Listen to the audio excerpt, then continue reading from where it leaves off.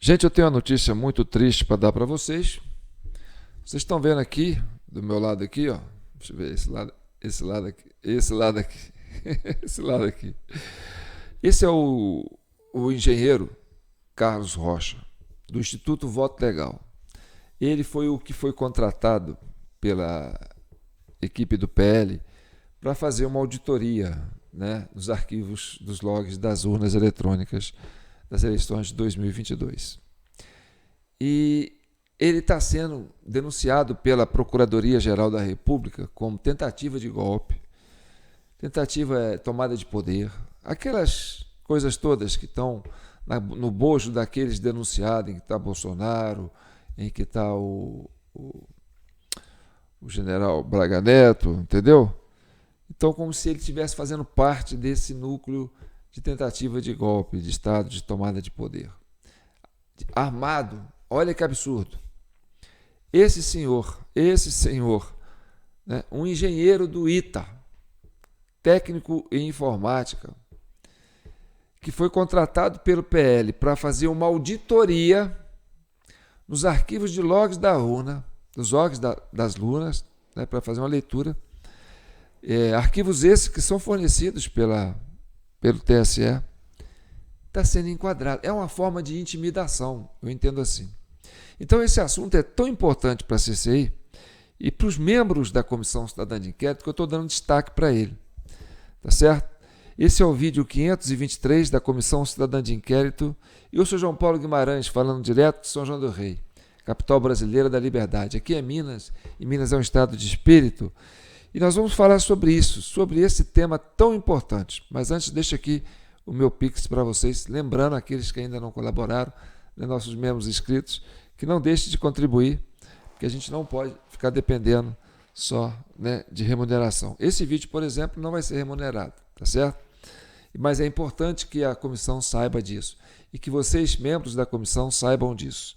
É um assunto que está passando, né, como assim, em passant, né? Vão falar de todos esses, mas não vão dar muito destaque para esse.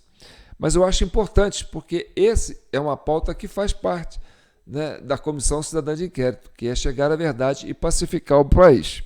Então, eu vou passar o áudio aqui, ó, dessa matéria que saiu ontem na CNN, né, que é autor de laudo encomendado pelo PL sobre urnas diz nunca ter citado fraude. De fato, ele não cita a palavra fraude. Nós temos no nosso acervo da CCI, né, duas aparições do professor Rocha, do engenheiro Rocha, falando sobre esse episódio, porque ele chegou a dar depoimentos numa coletiva do PL, na época em novembro, né, depois das eleições, para falar que ia entrar com uma representação no TSE, né, para mostrar as irregularidades que foram encontradas, que ele chama de inconformidades, tá certo? E ele também deu uma entrevista no blog de um rapaz que está exilado aí, esqueci o nome dele. Tá bom, mas vamos lá. E eu tenho esse arquivo também, faz parte do acervo da Comissão Cidadã de Inquérito, porque a cidadania tem a obrigação de registrar e resguardar esse acervo. Vamos ao texto que está aqui. Eu não vou ler o texto não, porque fica mais fácil você usar o áudio, né? O áudio da matéria, tá certo? Vamos prestar atenção e a gente vai entrar nos detalhes. Autor de laudo encomendado pelo PL sobre urnas diz nunca ter citado fraude. Carlos Rocha apresentou defesa ao STF, na qual afirma que relatório sobre urnas foi técnico e imparcial, além de alegar ausência de provas e incompetência do STF para o julgamento. O engenheiro Carlos Rocha, presidente do Instituto Voto Legal, IVL, apresentou, na noite de quarta-feira 5, a defesa dele na ação em que foi denunciado pela Procuradoria-Geral da República, PGR, por participação em uma tentativa de golpe de Estado em 2022. Em documento apresentado ao Supremo Tribunal Federal, a defesa alega total ausência de provas concretas que confirmem um plano criminoso com participação de Carlos Rocha. O IVL foi contratado em 2022 pelo Partido Liberal, PL, sigla do ex-presidente Jair Bolsonaro, para investigar possíveis fraudes nas urnas eletrônicas e embasar ataques aos resultados da eleição presidencial. O relatório, no entanto, não apresentou nenhuma evidência de fraude ou irregularidade sem justificativa. A ausência de provas de que haveria fraude na eleição é citada também na delação de Mauro Cid. De acordo com a defesa do engenheiro, Rocha nunca mencionou a palavra fraude, seja nos relatórios, seja em mensagens de e-mail ou WhatsApp ou em entrevistas. Os advogados dizem ainda que o Instituto foi contratado pelo partido e atuou de forma estritamente técnica e imparcial. O engenheiro Carlos Rocha e a equipe técnica do Instituto Voto Legal, IVL, nunca mencionaram a palavra fraude. Todo o trabalho realizado pelo Instituto Voto Legal, IVL, sob a coordenação de Carlos Rocha, seguiu metodologias reconhecidas, como auditorias de conformidade e boas práticas de governança baseadas em normas internacionais, ISO e EC 27001, e documentos oficiais do TCU e TSE. Essas metodologias asseguram que as análises foram conduzidas de forma imparcial e com rigor técnico, diz o documento. A defesa diz ainda que, pelo relatório não ter apontado nenhuma evidência de fraudes, aqueles que não aceitavam o resultado das eleições atribuíram, a Rocha, o papel de bode expiatório.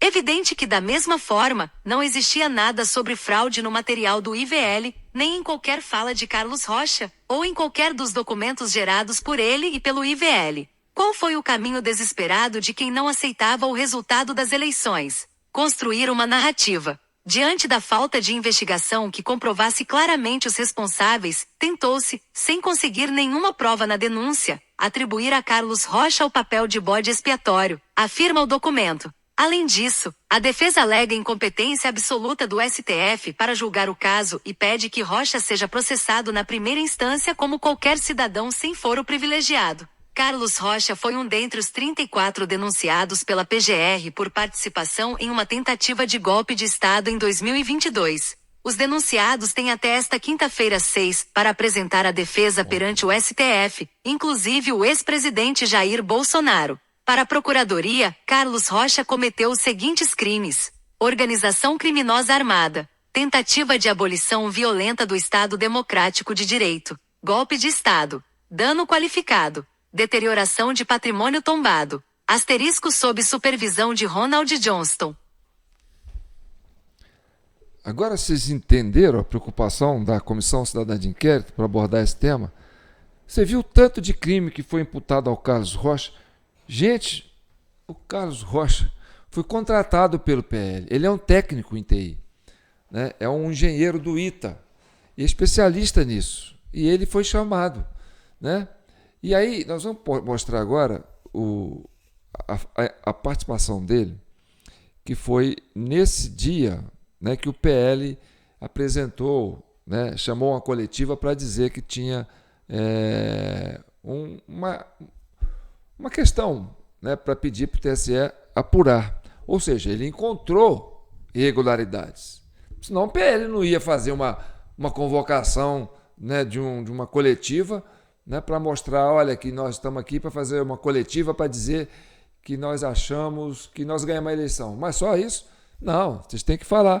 Por que você quer fazer a coletiva? Não, é porque nós pegamos um engenheiro especializado, abriu uma auditoria e ele passou, né, o pente fino nos arquivos de logs das urnas. Bem, eu vou mostrar os arquivos de logs das urnas, porque esse arquivo que eu tenho aqui, que é do log, eu já mostrei aqui para vocês várias vezes, foi graças a ele que eu consegui isso, entendeu?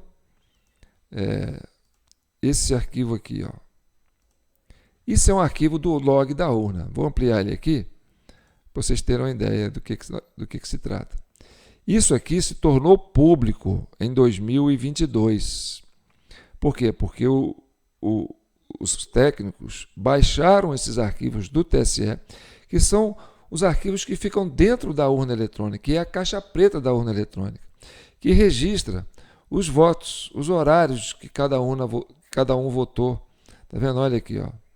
Aqui, ó, na direita, na esquerda, tá certo? Ó. Registra, ó. Tá certo? Ó, no dia 2/10, que esse aqui foi o primeiro turno, tá certo? Ó, 11 horas 10 minutos, informação, né? Vota, solicita digital, tentativa 3/4. Aí aparece um código aqui e tal, entendeu? Depois vem capturada a digital, tentativa 3/4. digital capturada não corresponde à digital do eleitor. Polegar direito, isso. Aí aparece aqui. Polegar esquerdo, ICO, score. Indicador direito, score. Indicador esquerdo, score. Aí depois vem. Estou lendo aqui na sequência, viu, gente? Aí vem, né? Ainda. Indicador direito. Vota. Número de tentativa de reconhecimento de dedo. Tentativa 3 de 4. Aí aparece aqui, ó, esse código. Depois vem, né? Vota. Solicita digital. Tentativa 3 de 4. Ó, quando aparece tentativa 3 de 4, é porque a pessoa tentou várias vezes. Entendeu? Então isso é muito interessante a gente fazer essa avaliação, porque isso aí é o registro da urna eletrônica. Então a urna eletrônica registra todos os atos que está sendo registrado ali. Né? Que hora que o eleitor votou. Não fala quem é o eleitor, não parece o número do título do eleitor, mas só mostra a hora que ele votou, não mostra em quem que ele votou, mas o minuto certinho que ele votou, tá certo? E se ele votou com a digital dele, ou se ele votou tentando 1, 2, 3, 4, e a digital dele não funcionando, aí entra o polegar da digital do mesário que abre a urna e autoriza o eleitor a votar, tá certo? No caso do não reconhecimento digital. Então, esses logs de urnas, né, que estão públicos, que foram publicados, né, eles fizeram essa leitura. Agora vamos para a fala dele, vocês vão conhecer um pouquinho da história. Isso aconteceu, isso é documento, isso é história, tá? Isso aconteceu em novembro de 2022, depois das eleições. Vamos prestar atenção. Com a palavra, o engenheiro Carlos Rocha. Boa tarde a todos. Muito obrigado aqui pela oportunidade de falar com vocês. Em primeiro lugar, eu gostaria de destacar que esse ano nós tivemos um avanço muito grande, liderado pelo TSE, na transparência eleitoral. E é um processo de avanço. Foi criada a Comissão de Transparência Eleitoral, o Observatório de Transparência Eleitoral, e no dia 1º de agosto nós tivemos lá na primeira reunião do encontro das entidades fiscalizadoras. Naquele momento, recebemos, inclusive, vários documentos, sendo que um dos documentos muito interessante, muito bem feito, é o glossário das eleições informatizadas de 2022. E nesse documento, então, estão descritas as funções dos diferentes arquivos que são gerados pela urna eletrônica. E agora, logo após o final do segundo turno, no dia seguinte, o TSE, numa ação de transparência extremamente positiva e de uma maneira pioneira, publicou os 3 arquivos no portal de resultados do TSE. E nesse portal, então, para cada sessão eleitoral aparecem 3 arquivos. O boletim de urna, cuja função é permitir às pessoas conhecerem os resultados de cada sessão e, eventualmente, fazerem testes na totalização. O segundo arquivo, que é o RDV, é o Registro Digital do Voto, que tem como fim, segundo o TSE, permitir uma eventual recontagem, um arquivo que registra todos os votos. E o terceiro arquivo que o TSE nos liberou foi o log da urna, que, segundo a orientação do TSE, é um elemento importante de auditoria para os partidos políticos e para as entidades fiscalizadoras. E o que aparece nesse log de urna?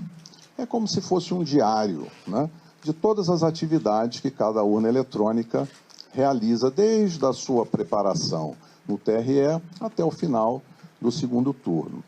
Imaginem vocês um diário em que cada linha registra uma atividade.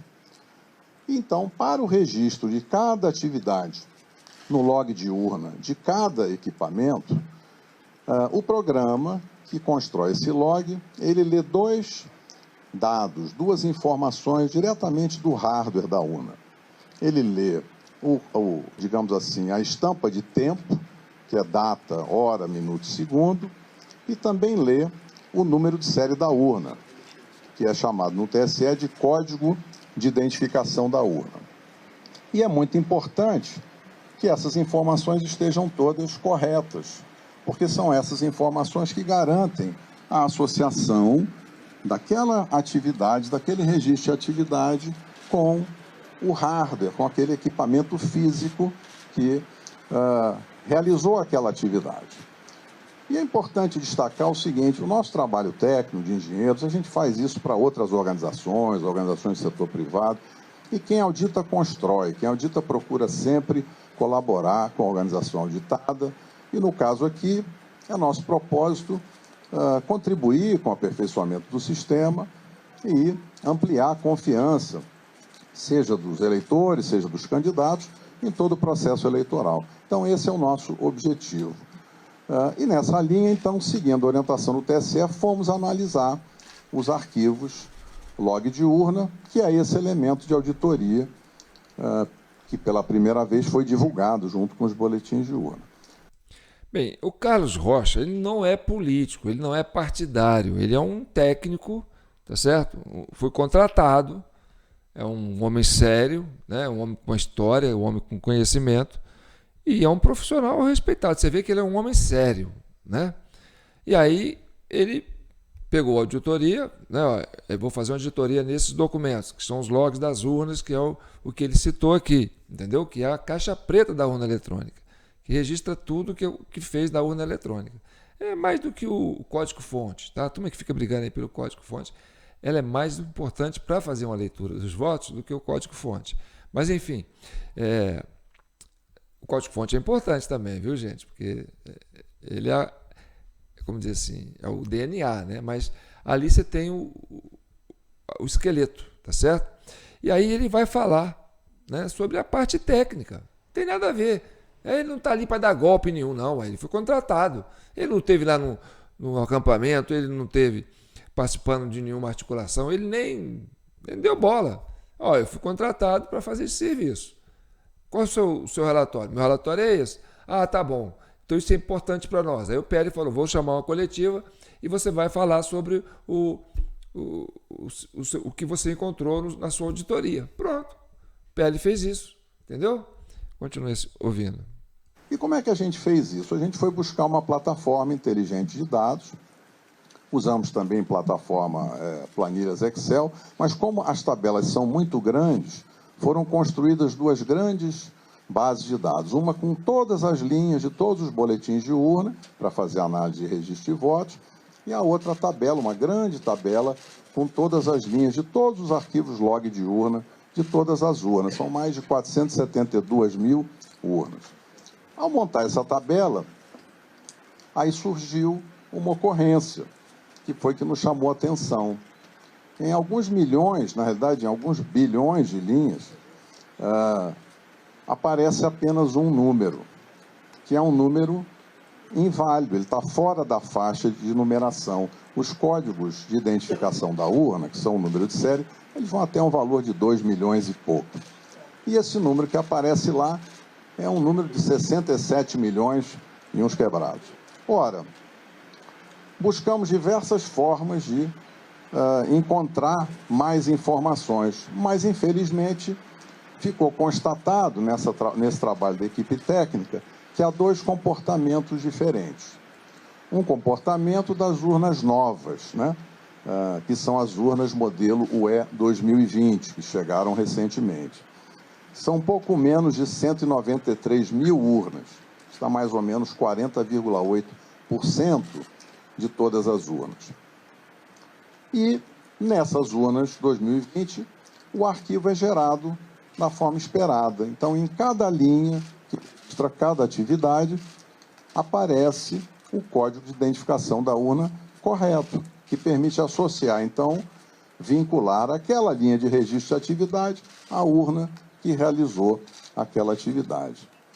Quando nós fomos analisar as urnas antigas, que são as urnas de modelos de UE 2009 até UE 2015, essas urnas têm pouco mais de 279 mil urnas. Só um adendo aqui, esse ano o TSE descartou né, o lote das urnas 2019, né, 2009. Né, e ainda ficaram de 2011, parece. Tem mais quatro modelos antigos que ainda estão em uso, que já eram para ter sido descartados, porque a urna mais segura foi a de 2020, construída em 2020, que responde a 40% do total das urnas. Então já era para estar disponível, né, 100% dessas urnas modelo 2020, tá certo? Então eles ainda estão aproveitando essas urnas antigas que deixam margem para esse problema que ele está falando. Vamos continuar ouvindo. O que dá 59,2% do total das urnas. 59,2% essas urnas antigas, tá certo? As urnas novas dá 41%, que é de 2020 para cá. Nessas antigas, que corresponde a quase 60% das urnas, é que apresentou esse problema que ele está falando. Vamos ver. Nessas urnas, infelizmente, encontramos esse número inválido na quarta coluna do log. Agora vamos mostrar para vocês de que número que ele está falando, que aparece nessas urnas antigas. E aparece 60% dos lotes de urnas usadas durante as eleições de 2022. E não aparece nas urnas novas, entendeu? Era para ser um código-fonte só, não é? Se é uma eleição só. Então vou mostrar para vocês qual que é o código que ele está falando. Vou aumentar aqui para vocês terem uma ideia. Ele está falando na quarta, 1, 2, 3, 4. Tá vendo? Você pega a coluna da esquerda para a direita. Tem aquele número lá, 2156, depois você tem a data, depois você tem a hora, tem o info e tem esse número aqui, que ele colocou, número de série errado em todas as linhas de logs de todas as urnas antigas. E é o mesmo número, tá vendo? Ele se repete, Vou aumentar aqui, Você vai ver, 6730595, 6730595, 6735985, tá vendo? Ele se repete em todas as urnas de todos os logs, entendeu? Então isso é muito sério e realmente ele chamou atenção para isso, né? Vamos continuar ouvindo o Carlos Rocha. Esse é um indício muito forte de falha, de mau funcionamento da urna, porque é impossível associar o registro de cada atividade ao hardware, ao equipamento físico que teria gerado aquela atividade. Isso, evidentemente, tornou um problema, porque é muito desagradável ter esse indício de mau funcionamento, porque gera incerteza agora nos dados que são gerados por essas urnas. Em outras palavras, o que ele quis dizer que essas urnas antigas, né, que corresponde a 60%, quase 60% do lote que foi usadas, esse número impede uma identificação da urna. Então cria um problema de auditoria.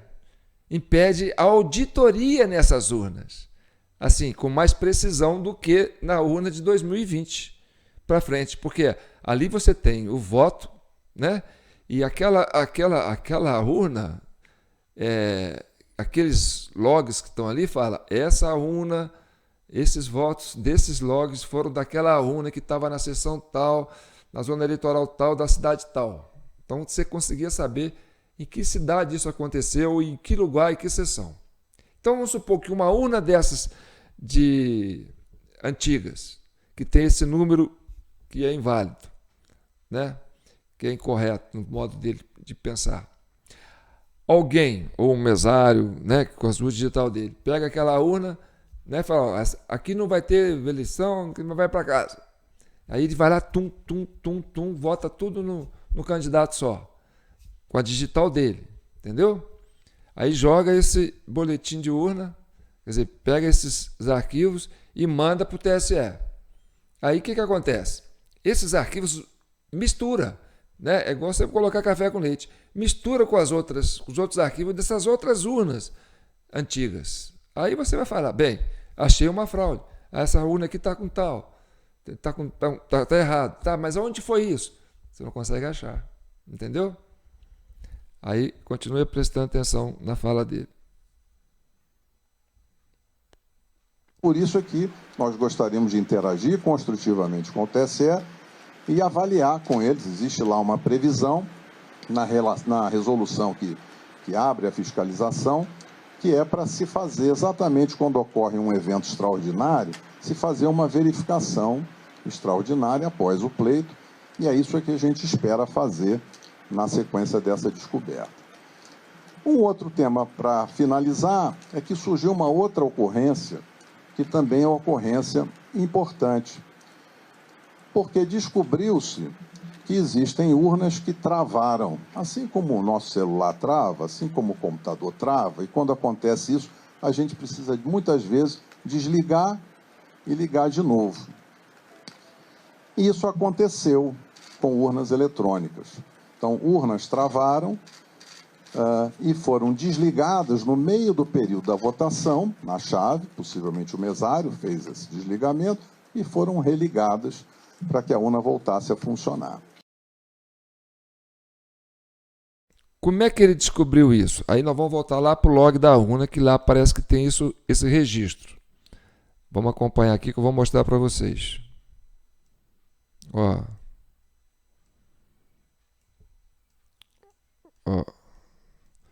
Aqui apareceu erro, tá certo? Hora em que o eleitor votou.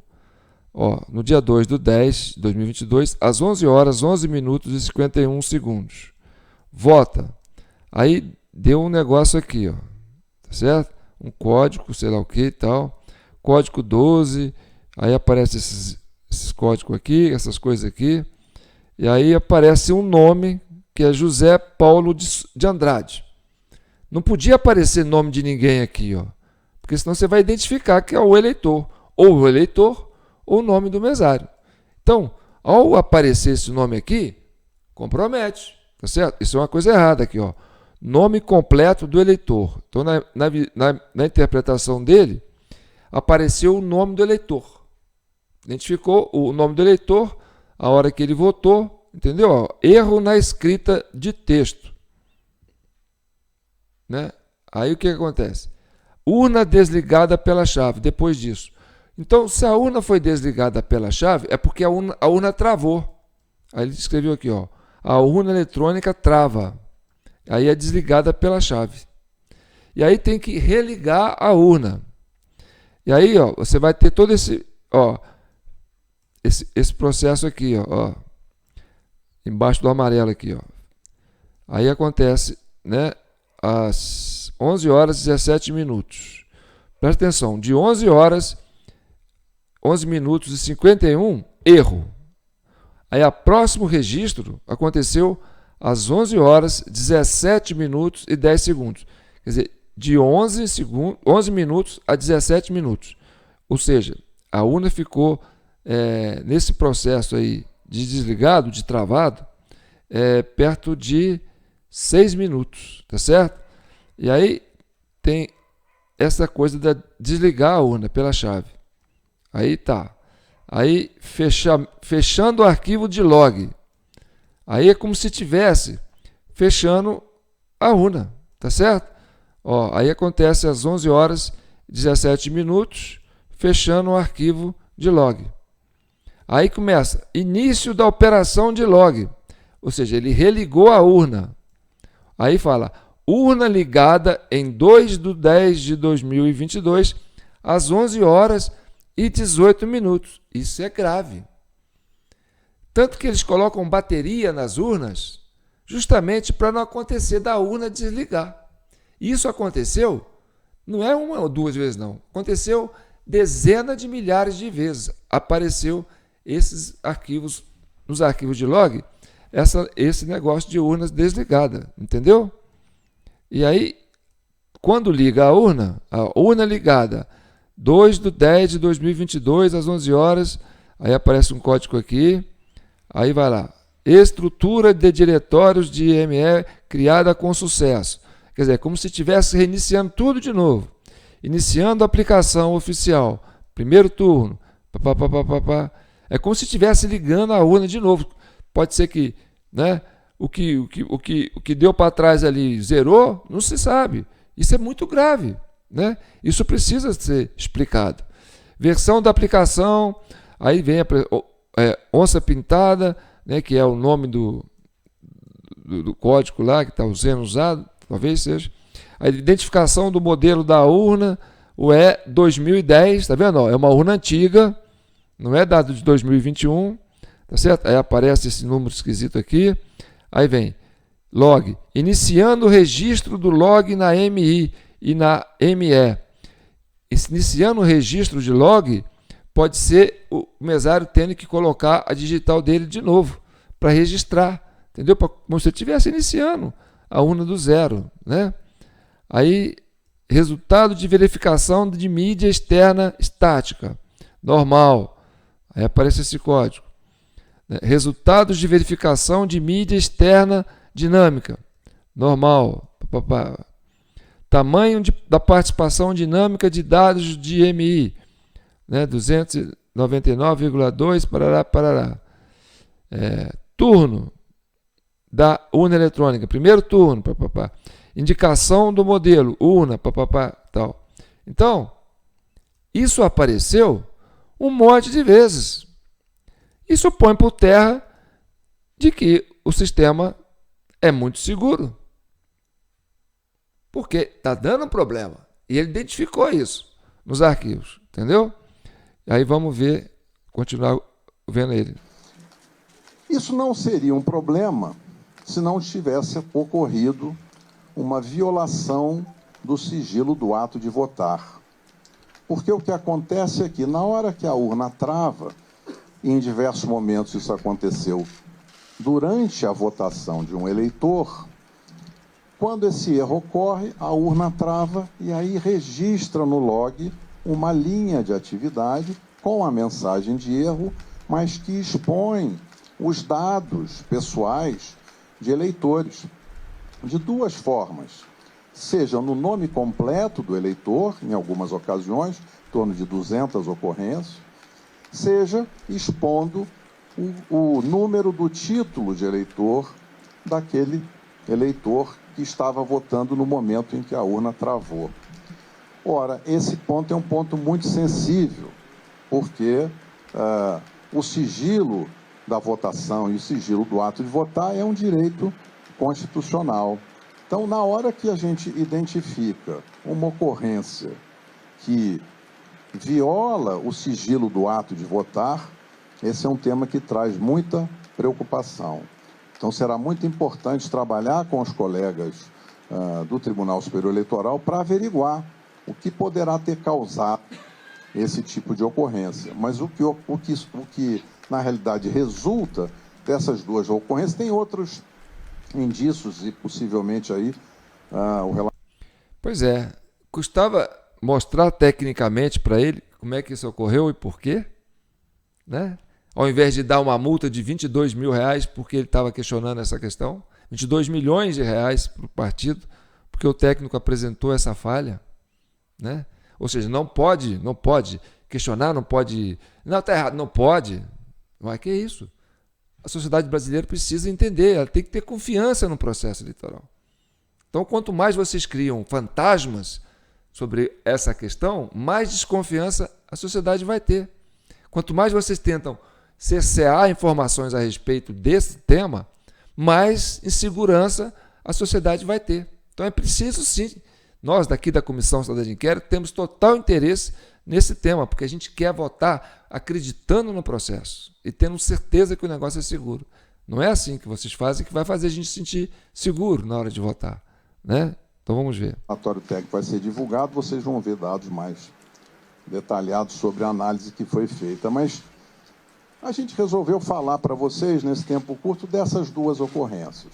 Então, finalizando, uma ocorrência é em cada linha de registro da atividade de funcionamento da urna. Em todas as urnas, modelos antigos, o código é inválido. Então, é impossível associar aquela atividade com a urna que realizou. Isso, então, é um indício muito forte de que há um problema nos programas. Esse problema pode ter diferentes causas, o relatório entra nesse detalhe. E o outro ponto é essa ocorrência da violação do sigilo do ato de votar. Então, acho que esses são os dois pontos, eu encerro aqui a minha observação. Mas tem mais um ponto que aí ficou por conta do advogado, entendeu? Porque o advogado pegando, né, o laudo desse TI, ele registrou o que foi encontrado nesses laudos, feito nesses boletins de urnas, que as urnas novas, fabricadas no ano de 2020, que corresponde a 41,5% mais ou menos, entendeu? A soma, a totalização dos votos no segundo turno, né, parece que foi isso, a totalização dos votos dessas urnas novas, que é mais seguras, que não deu problema, que não tem aquele número, entendeu? Que aparece em todas as sessões, em todas as urnas, que é um outro tipo de código-fonte, porque se é uma mesma eleição, se é uma mesma urna, tinha que ter o mesmo código-fonte em todas as urnas. Então, a de 2020 apresentou um código-fonte que registra, entendeu, os dados. Há outras urnas antigas, que correspondem a 59,5% das urnas, quase 60%, apresentou esse número que, na opinião dele, é inválido, porque quando ele questionou, né, no começo, quando foi apresentado para ele, na época que ele foi convidado, muita gente foi convidada para participar, né, até o Exército foi convidado, né, eles mostraram como é que funciona, os logs da urna é esse, o padrão é esse. Aí depois que ele pegou os logs, falou assim, espera aí, quando vocês apresentaram para a gente o padrão de logs, era esse, que nas urnas de 2020 corresponde, né, ao que vocês apresentaram. Mas nas urnas antigas aparece esse número aí, todas as linhas de todas as urnas, de todos os logs. E isso não estava na demonstração que vocês fizeram para a gente. E aí ele mostra o seguinte, que quando ele somou os votos de todas as urnas novas, que corresponde a 41, parece 40,1, 49,5, né? 49%, é uma coisa assim. Quase 40%, vamos colocar assim. O Bolsonaro havia ganho com 51,5% e o Lula com 48 e alguma coisa, né? 48,9,5%. Eu sei que essa diferença, entendeu? O Bolsonaro ganhou nas urnas, que não deu problema naquelas urnas novas. Nessas urnas antigas, que tem aquele problema do número, é que o Lula apareceu com uma votação acima do Bolsonaro. Só que essas urnas não é assim, as urnas novas vão mandar para o Rio Grande do Sul e as urnas velhas nós vamos mandar para o Nordeste. Não. Isso é misturado e é esparramado de forma homogênea, entendeu? Pelo Brasil inteiro. Então, numa mesma zona eleitoral, tendo ali uma urna de 2020, do lado uma urna de 2018, quer dizer, de 2015, uma de 2010 ou de 2011, uma de 2009. Então estava tudo misturado, entendeu? Então, como é que o cara ia votar diferente? Todo mundo, não, eu quero votar naquela urna que o Bolsonaro ganha. Aí o outro fala, não, eu quero votar naquela urna que o Lula ganha. Não tem lógica, tá certo? Então aí ele encontrou essa que chama de inconformidades. Isso aí deu pano para a manga, tá certo? Porque aí o que vai fazer depois disso? Aí eu lembro que o Valdemar da Costa Neto reuniu com o ministro Gilmar Mendes antes de fazer essa apresentação, entendeu? E aí o Gilmar Mendes, não sei o que ele fez na cabeça do Gilmar Mendes, do Valdemar, que o Valdemar apresentou uma proposta realmente impossível de ser atendida. O que ele queria? A proposta que o Valdemar apresentou, não sei se foi orientação do Gilmar Mendes, falou, vai lá, apresenta essa proposta aqui, fala com o advogado lá, apresenta essa proposta aqui, porque essa aqui não vai dar problema. Não sei o que ele resolveu com o Gilmar Mendes, porque não tinha, o Gilmar Mendes não tinha que reunir as portas fechadas com o presidente do PL, assim, um pouco antes, uns dias antes, né, dessa apresentação. O que o Gilmar Mendes queria falar com ele em off, né? Seria uma orientação, apresenta isso aí, porque isso aí não tem como contestar e tal, entendeu? Aí, pode ser, não, o advogado, eu não sei, isso aqui eu estou chutando para vocês, tá certo? Só sei que a proposta que eles apresentaram era que anulasse as urnas antigas que apresentaram isso, problema, que realmente é um problema, ó, essas urnas aqui não tem como auditar e tal, apresentou esse código, elas estão irregulares, está fora do padrão, não é aquilo que vale, essas urnas aqui não tem como ser aceitas, porque elas estão com problema. Vamos aceitar só as urnas que foram usadas, as urnas novas, que dá para auditar, que aparecem, e que o Bolsonaro ganhou. Então, devia pedir a anulação de tudo. Mas aí o cara falou assim, pede só a anulação do primeiro turno, quer dizer, do segundo turno. Porque no primeiro turno, aí o PL ganhou, né, a turma da direita ganhou em São Paulo, né, fizeram uma bancada boa de senadores, fizeram uma bancada boa de deputado federal. Se anular tudo, vai comprometer todo mundo, vai gastar muito. Aí é um prejuízo muito grande para essa turma. Já está eleito, pô. Como é que a gente vai abrir mão da prefeitura do governo de São Paulo, pô, que é o maior estado? Já ganhamos lá, vamos garantir. Aí veio a ideia maluca, né, de cancelar só essas do primeiro turno. Mas aí o Moraes falou assim, mas peraí, são as mesmas urnas que a gente usou no segundo turno que usamos no primeiro. E agora você quer cancelar só no segundo turno e esqueceu o primeiro turno? Aí o cara não levou a sério, entendeu? Será que o Gilmar foi lá e botou na cabeça dele? Entendeu? Aí eu fico com essa pulga na orelha, porque, olha, política no Brasil, meu amigo, é uma coisa muito complicada, entendeu? E aí você tem esse problema, esse abacaxi, né? E você tem aí esse senhor, que é um senhor sério, né, que apresentou uma proposta séria, mas que juridicamente os advogados do PL fizeram uma merdança danada. Tinha que pedir anulação de tudo. Pela primeira vez aconteceu uma auditoria das urnas e conseguiu encontrar problemas. E aí o cara me pede um absurdo. Aí pronto. Aí entrou, vou dar multa, vou desqualificar, você quer dar golpe, você quer...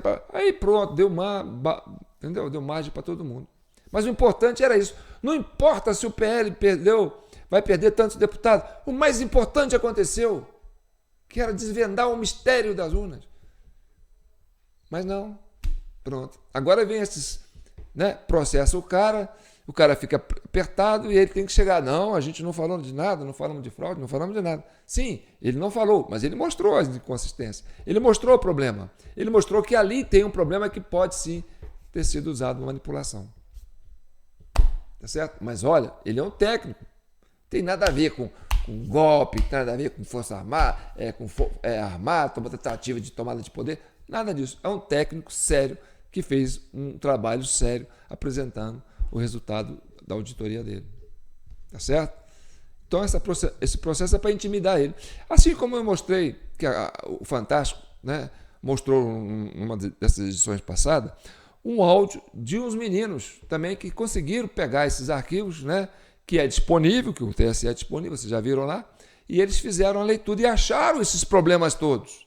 Né? E aí ele fala, tem nego votando ali depois das 11 horas, até quase meia-noite, nego botou o dedo lá, voto rapidinho, papapá. Então o cara achou. Só que o Fantástico põe só o comecinho do áudio do cara e depois fala, não tem nada, não achou nada. E aí vai enrolando, todo mundo vai levando. E a gente que fala a verdade, censura em cima, tá certo?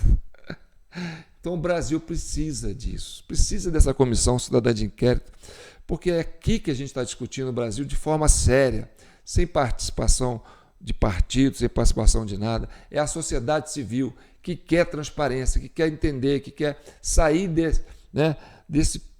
desse aprisionamento, porque o sistema eleitoral está aprisionado por um sistema ideológico. E aí você tem toda uma estrutura em cima para impedir que qualquer coisa desse sentido seja divulgada.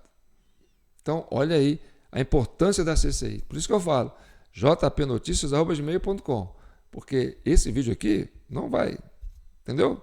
Era para quê? Para dar milhões de visualização. Se der 2.000, é muito. Tá certo? Vamos ver se vocês conseguem turbinar isso aí? Então tá bom. Fiquem com Deus e que o manto de Nossa Senhora proteja e abençoe todas as famílias brasileiras. E aquele que é evangélico se apegue na palavra, né, que diz: a verdade vos libertará.